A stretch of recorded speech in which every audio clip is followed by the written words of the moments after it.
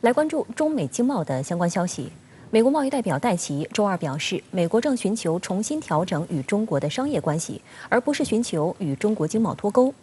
实际上，就在1周前，戴琦还在鼓吹美国应更积极地向中国施压，并需要新工具来对付中国。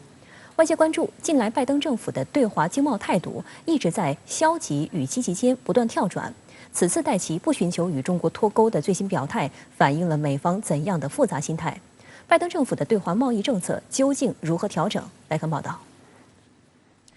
当地时间周二，美国贸易代表戴琦在新加坡接受彭博社访问时被问到，美中关系紧张是否可能导致脱钩？戴琦表示，拜登政府的政策转向注重在全球经济中进行重新调整，包括解决近年来导致供应链中断的缺乏可见度、多样性等问题。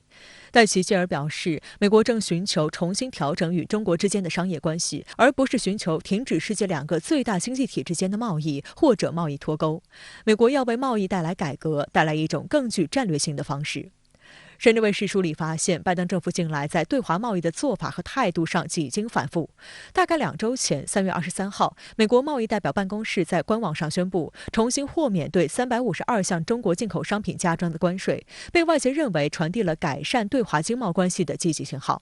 不过1周后，戴琦在美国国会众议院的发言中就声称，在对华经济政策上，美国的重点应该放在摆脱对中国的依赖。他强调，美国应更积极地向中国施压，并准备一种新的对华贸易政策做法，必须有力捍卫美方的价值观和经济利益。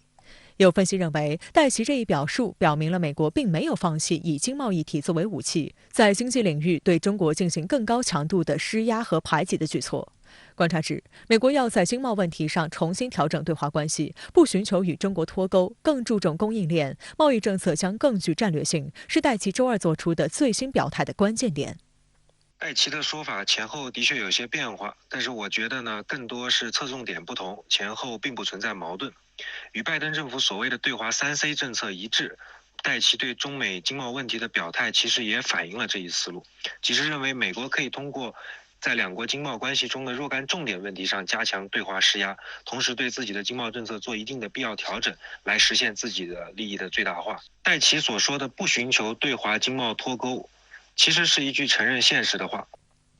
实际上，不寻求与中国经贸脱钩，也是美国面对现实不得不采取的政策。新华社报道，美中贸易全国委员会周二发布的报告显示，2021年美国对华货物贸易出口额达1492亿美元，创历史最高水平，较2020年增长21%。报告显示，去年美国50个州均对华出口，而油菜籽和谷物等农产品、半导体及零部件、石油和天然气依然排名2021年美国对华商品出口的前3位。报告还特别指出，在美中科技竞争加剧的背景下，半导体和零部件的出口额在去年还增加了21亿美元，达到141亿美元。报告提供的相关数据还显示，2020年在美国经济遭受新冠疫情严重冲击之际，对华货物和服务贸易出口支持了超过85.8万个美国工作岗位。美中贸易全国委员会会长克雷格·艾伦在周二当天的一场线上新闻发布会上表示，美中2国去年贸易往来非常强劲，对华出口有助于美国各行各业保持盈利、维持竞争力。我注意到美中贸易全国委员会最新的调查报告，绝大多数在华经营的美企仍然保持盈利，但是对2国关系紧张等因素感到压力。我想拜登政府一方面不可能无视2国经贸关系难以被人为切断、利益深度交融的现状，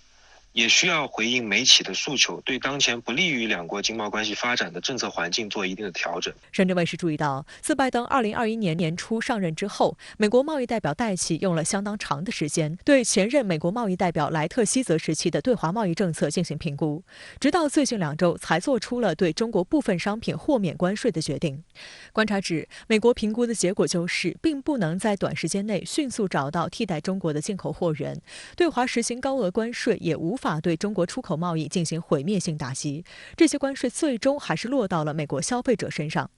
此外，美国通货膨胀已经达到了40年以来的最高点，当前 CPI 指数已经高达7.9%。由于俄乌冲突还没有任何缓和迹象，新冠疫情也难以看到彻底消退的曙光，持续加大对华征收关税的力度只会加剧美国的通货膨胀危机。